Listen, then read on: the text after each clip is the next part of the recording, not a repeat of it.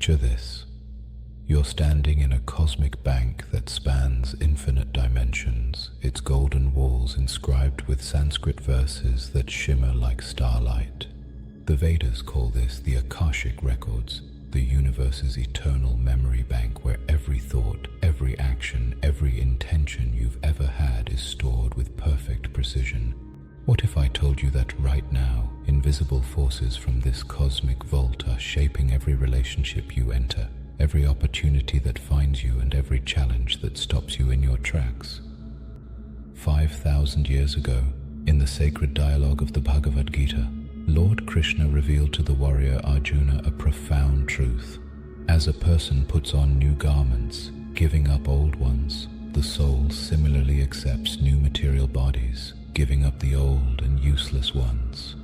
But what Krishna didn't mention in that moment, what he revealed later, is that we carry forward an invisible portfolio from lifetime to lifetime. A cosmic credit score more sophisticated than any earthly algorithm. You have 3 karmic accounts, operating like the most advanced banking system ever conceived. Let me take you inside Sarah's story to show you how this works. Sarah sits at her mahogany desk in a gleaming corporate tower, her hands trembling as she stares at the presentation she's supposed to deliver in an hour. She's brilliant. Her marketing strategies have saved companies millions. Yet the thought of speaking publicly makes her break into cold sweats, her heart pounding like ancient war drums. Why does this successful executive become paralyzed when all eyes turn to her?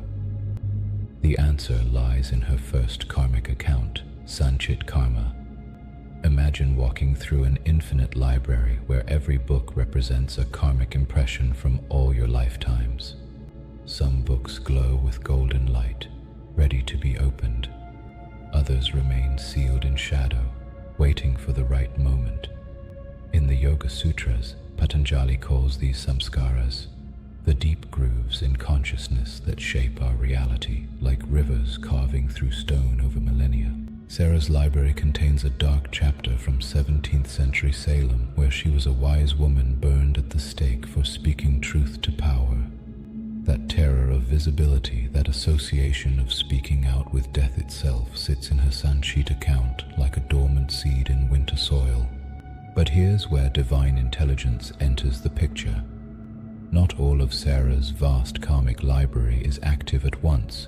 That would be like trying to read every book simultaneously. Instead, through the mysterious workings of what the Vedas call divine grace, specific experiences are selected for this lifetime. This is her second account, Prarabdh Karma. Picture a cosmic algorithm more sophisticated than any artificial intelligence, reviewing Sarah's soul curriculum and asking, what does this consciousness need to learn? What fears must be faced?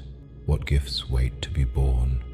The algorithm selects that Salem trauma for activation, not as punishment, but as opportunity. Sarah's speaking terror isn't a bug in the system, it's a feature, perfectly designed to force her evolution. Now comes the beautiful part, the third account where Sarah's true power lies. Kriyaman Karma represents every choice she makes in this present moment, like an artist with a blank canvas choosing which colors to apply. The old Salem trauma may be activated as her Prarabdh, but how she responds is entirely up to her.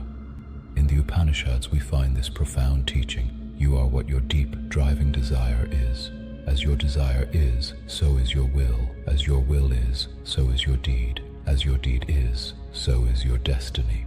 Sarah could let the old pattern run its course, staying small and safe, or she could choose consciousness over fear, and choose she did. Sarah began seeing her speaking anxiety not as a personal flaw, but as her soul's invitation to heal an ancient wound. She started small, sharing her insights in team meetings, her voice shaking but her spirit growing stronger like a seedling pushing through concrete. She studied the lives of great teachers, noticing how many had transformed their deepest wounds into their greatest gifts.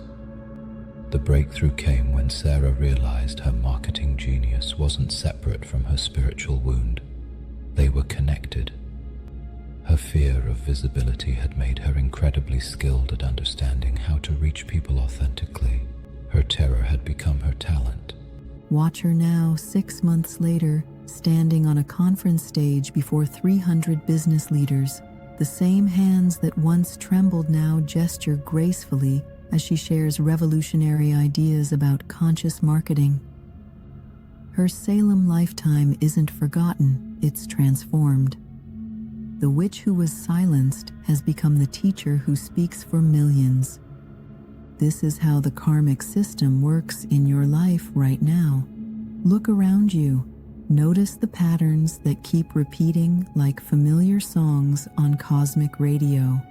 That difficult boss who pushes all your buttons might be activating your Prarabdh Karma around authority, perfectly designed to teach you either to claim your power or to surrender your ego.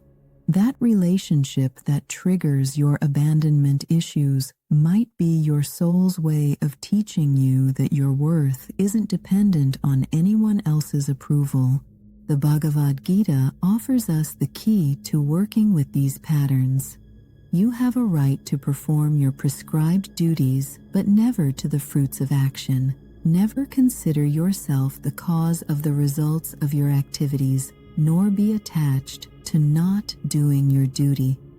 Your Prarabdh, what's activated in your life, must be experienced. That's your prescribed duty. But your Kriyaman, how you choose to experience it, that's where your freedom lies. You can't change what shows up, but you can transform how you show up. Here's your invitation. For the next week, observe your life like a detective studying clues. Notice what triggers you instantly, what patterns keep repeating, what situations make you feel most reactive. These aren't accidents or punishments. They're your soul's curriculum, perfectly designed for your evolution. The ancient rishis who gave us Vedanta understood something profound. We're not victims of our karma, we're artists collaborating with cosmic intelligence to create our masterpiece. Every challenge is a brushstroke, every relationship a color on the palette, every moment an opportunity to choose conscious creation over unconscious reaction. But recognizing your karmic patterns is just the beginning. Next time, I'll reveal the 5 unmistakable signs that your past lives are actively communicating with you right now, showing you exactly which ancient dramas are playing out in your modern life. You'll discover why that stranger felt familiar, why certain skills come naturally, and why some fears seem to have no logical source. The cosmic bank is always open, and you're about to learn how to read your soul's transaction history.